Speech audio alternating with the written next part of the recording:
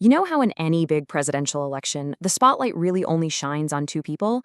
Well, what if there's this whole other script, a completely different set of ideas that's just sitting off stage?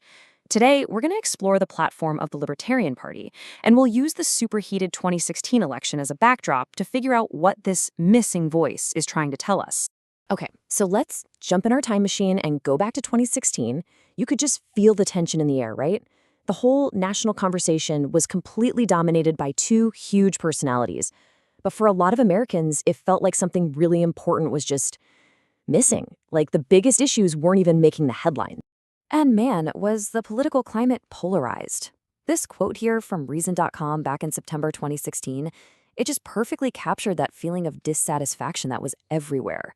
It pointed out that a lot of voters felt like the two people on that debate stage just weren't addressing the things that kept them up at night, creating this huge void in the national conversation. So that's the big question, isn't it? What exactly was missing from that primetime debate? What alternative points of view, what totally different solutions were being left on the cutting room floor? That is what we are going to unpack right now. So this missing voice we keep talking about, it belongs to the Libertarian Party. And to really, truly understand their specific policies on everything from taxes to foreign policy, we have to start with the one single powerful idea that their entire worldview is built on. And we're pulling all this straight from the source, the party's official 2014 platform. It's a document that lays out what they believe with, honestly, incredible clarity. And it all kicks off with one foundational concept that really challenges a lot of our basic assumptions about what government is supposed to do. And that concept is individual sovereignty. Here's the key takeaway. For libertarians, you are the ultimate authority over your own life. Their platform imagines a world where every single person is in the driver's seat of their own destiny, free from being forced to do things by others, and especially free from being forced by the state. This whole idea of individual sovereignty is protected by what the platform calls three inviolable rights: your right to life, your right to liberty, and your right to property. For libertarians, every single one of their policy positions flows directly from a really fierce defense of these three things. All right, so let's see how this actually works in the real world. We'll start with an issue that the Reason.com article said was pretty much ignored in the 2016 debates: the absolutely massive and fast-growing national debt. Just look at that number. It's almost hard to wrap your head around, right? By 2016, the U.S. national debt was closing in on $20 trillion. And as the article pointed out, it had doubled in just the 8 years before that.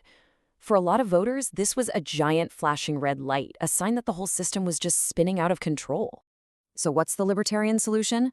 Well, it's not small tweaks here and there. It's a fundamental restructuring, and it's all rooted in that core principle we talked about. They call for repealing the income tax completely because they see it as the government violating your right to property, taking what you've earned by force. And naturally, if you get rid of the income tax, you abolish the IRS. The final piece is a constitutional amendment to force a balanced budget, but, and this is so important, only by cutting spending, never by raising taxes. This principle of limiting government power goes way beyond your wallet. It goes deep into your personal freedom.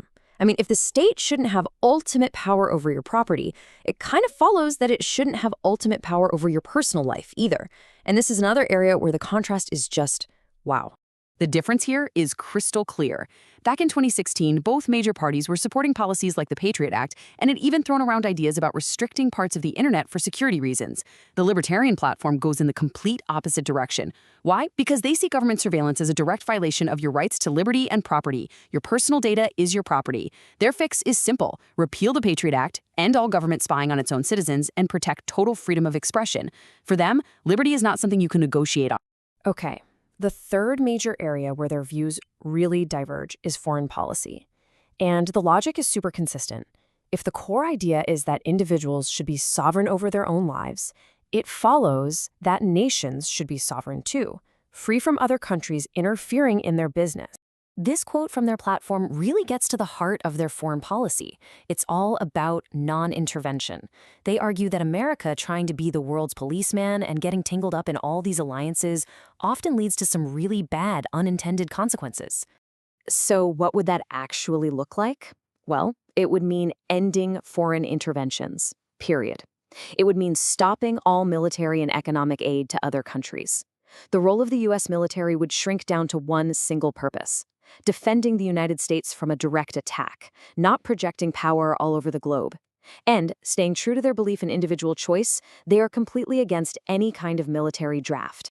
So when you add all of this up, we're talking radical fiscal cuts, an absolutely uncompromising defense of civil liberties, and a complete withdrawal from meddling around the globe, you end up with a pretty significant challenge to the entire political system as we know it. This line from their statement of principles really says it all, doesn't it? It shows this isn't just about a few different policies. It's a fundamental challenge to the very idea that the government should have this huge, all-powerful, far-reaching role in our lives and in the world. At the end of the day, whether you agree with their platform or not, the ideas of the Libertarian Party kind of force you to step back and re-examine your own assumptions about the role of government. It leaves us with a really interesting question to chew on. In a political landscape that so often feels like a choice between A or B, what is the real value of a voice that doesn't just want to win the game, but wants to change the rules completely?